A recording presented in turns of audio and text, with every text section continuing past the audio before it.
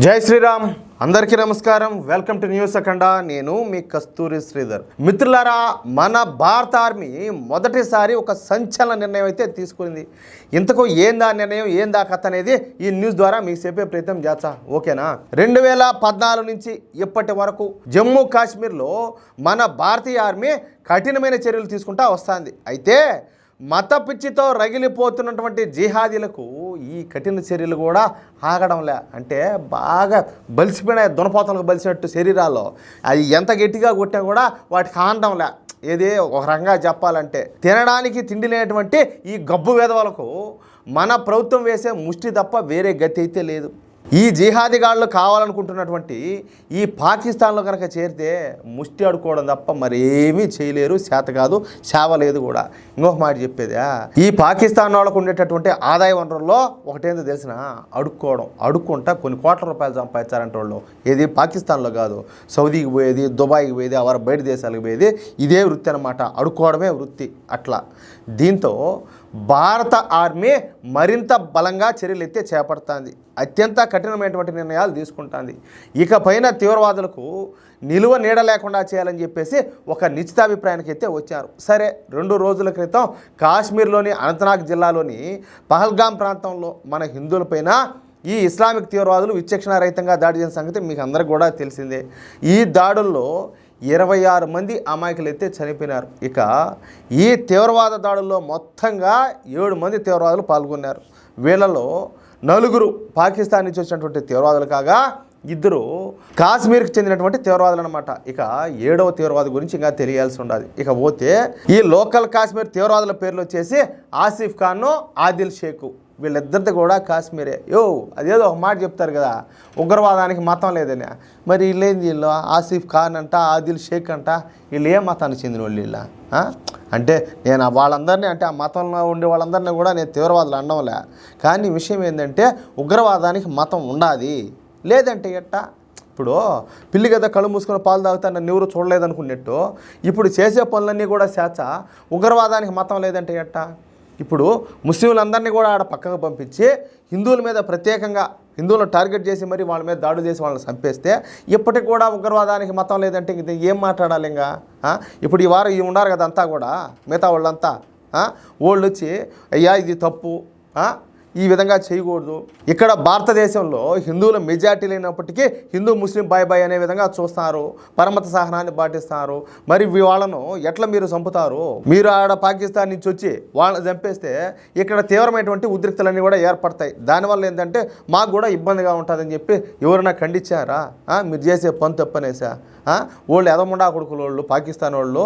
మేము ముస్లింలమే కానీ వాళ్ళ మారి మేము తీవ్రవాదులం కాదు, మేము భారతీయులము, ఈ దేశాన్ని మేము ప్రేమిస్తున్నాము, మాకు పరమత సహనం అనేది ఉండాలి, ఇతర మతాలను కూడా మేము గౌరవిస్తున్నాము, అందరితో కలిసిమెలిసి ఉంటాము, వాళ్ళు చేసింది 100% తప్పు అని చెప్పేసి ఎన్ని మసీదులు ప్రకటించినాయి, ఎంతమంది ఈ ముస్లింలంతా కూడా ప్రకటించారు. గమ్మునుంటే ఎట్టా? ఏమనుకోవాలి? ఇప్పుడు అక్కడ మతాన్ని బేస్ చేసుకుని కదా చంపినారా? మరి గమ్మునుంటే ఎట్టా? చెప్పాలి కదా, స్టేట్మెంట్లు ఇవ్వాలి కదా. ఇప్పుడు నేను చెప్పే మాటే ఈయన ఆసదుద్దీన్ ఓవైసీ ఎందుకు చెప్పలా? లేకపోతే మిగతా వాళ్ళంతా ఇక్కడ నాయకులంతా ఉంటారు కదా, ఎవరో ఈ ముస్లిం సమాజంలో నాయకులు, ఈ ఇమాంలు, మౌల్వీలు వీళ్ళంతా ఉంటారు కదా, ఈ మసీదు పెద్దల వాళ్ళంతా కూడా, వాళ్ళు ఎందుకు చెప్పలా? ఈరోజు శుక్రవారం ఈ నమాజులు ప్రార్థనలు పెద్ద ఎత్తున జరిగి ఉంటాయి. మామూలుగా ఇదంతా అయిపోయేటప్పుడు పెద్ద ఎత్తున స్పీచ్లు అన్నీ కూడా ఇస్తారు. అప్పుడు ఎందుకు చెప్పాలా ఈ మాటలు? ఇప్పుడు ఈ కష్టకాలంలో మనం దేశానికి అండగా ఉండాలా, హిందూ సమాజము మన మీద వ్యతిరేకత పెంచుకునే అవకాశం ఉండాలి కాబట్టి మనం వాళ్ళకి అండగా ఉండాలని చెప్పేసి ఎందుకు స్టేట్మెంట్లు ఇలా? అంటే మౌనం అర్ధంగీకారం అనుకోవాలా? ఏమనుకోవాలా? నైనా ఖచ్చితంగా ప్రతి ఒక్కరు కూడా స్పందించండి, లేకపోతే యావత్ హిందూ సమాజం వచ్చేసి అందరినీ ఒకే ఘాటిని కట్టే పరిస్థితి వస్తుంది. అప్పుడు ఎవరు నష్టపోతారో మీరే ఆలోచన చేసుకోండి.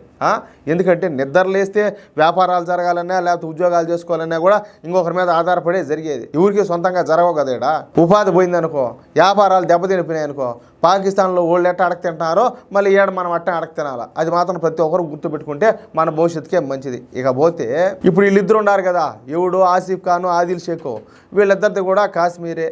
ఆదిల్ గాడి కొంప వచ్చేసి త్రాల్ ప్రాంతంలో ఉంటే ఇక ఆసిఫ్ గాడి కొంప వచ్చేసి బిజ్బెహ్రా ప్రాంతంలో ఉన్నది. ఈ ఇద్దరు ఊరపందులకు మన కేంద్ర ప్రభుత్వం వేసేటటువంటి ముష్టి తిని బాగా తెగ బలిసిపోయి మత పిచ్చితో మన హిందువులనే చంపినారు. ఇక ఇప్పటి వరకు అయితే మన భారత ఆర్మీ కేవలం తీవ్రవాదులు మాత్రమే టార్గెట్ చేస్తూ వచ్చేది. కానీ ఈసారి ఈ తీవ్రవాదుల కుటుంబాలను ఆస్తులను కూడా టార్గెట్ చేశారు. అంటే ఇజ్రాయెల్ ఆర్మీ స్టైల్లోకి మన భారత ఆర్మీ కూడా మారిపోయిందనమాట. ముందుగా ఈ ఆదిలు అదేవిధంగా ఈ ఆసిఫ్ల కుటుంబాలను మన భారతీయ ఆర్మీ అరెస్ట్ చేసింది.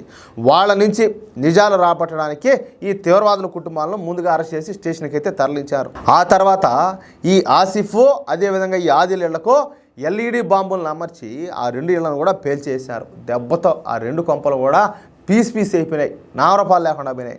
నిజానికి ఈ విధంగా ఒకరి ఇళ్లను ధ్వంసం చేసే ముందు భారత ఆర్మీ ఆ రాష్ట్ర ప్రభుత్వం యొక్క పర్మిషన్ తీసుకోవాలి. ముందుగా ఈ విషయాన్ని సదరు ప్రభుత్వానికి తెలియపరచాలి. ఆ తర్వాత రాష్ట్ర ప్రభుత్వం నుంచి అనుమతి తీసుకొని అప్పుడు ఈ విధంగా తీవ్రవాదుల ఇళ్లను అయితే కూల్చేయాలన్నమాట. కానీ ఇక్కడ మరొక విషయం ఏంది, జమ్మూ కాశ్మీర్లో ఉండేది సూడో సెక్యులర్ ప్రభుత్వం. పైగా ఈ దాడుల వెనక ఈ ప్రభుత్వ హస్తం కూడా ఉన్నాయన్న అనుమానాలు కూడా కలుగుతున్నాయి. దీంతో భారత ఆర్మీ ఇక ప్రభుత్వాన్ని సంప్రదించడం, ప్రభుత్వ అధికారులకు తెలియజేయడం అంటే పిచ్చి పనులు ఏవి కూడా చేయకుండా నేరుగా ఈ ఆసిఫ్ ఖాను ఈ ఆదిల్ షేఖ్ల కొంపలు ఉన్నటువంటి ప్రాంతాలకు పోయి ఆ కొంపలకు బాంబులు అమర్చి మరో మాటకు తావు లేకుండా పేల్చి అవతల భారం వచ్చారు. ఇంకా వాళ్ళు ఉన్నారు కదా జైల్లోకి పోయి స్టేషన్లో కూర్చోబెట్టా వాళ్ళు కానీ వచ్చారనుకో బయటికి ఇంకా ఉండడానికి ఇల్లు కూడా వారైనా రోడ్ల మీద పడి అడగతనాల్సిందే. తప్పు చేయడం ఎందుకు వచ్చా, ఈరోజు రోడ్ల మీద పడ్డం ఎందుకు వచ్చా, ఇంకా అయిపోవాలా చూడండి. ఇంకా సినిమా మామూలుగా లేదు, రంగుల సినిమా అంతా కూడా కనపడుతుంది.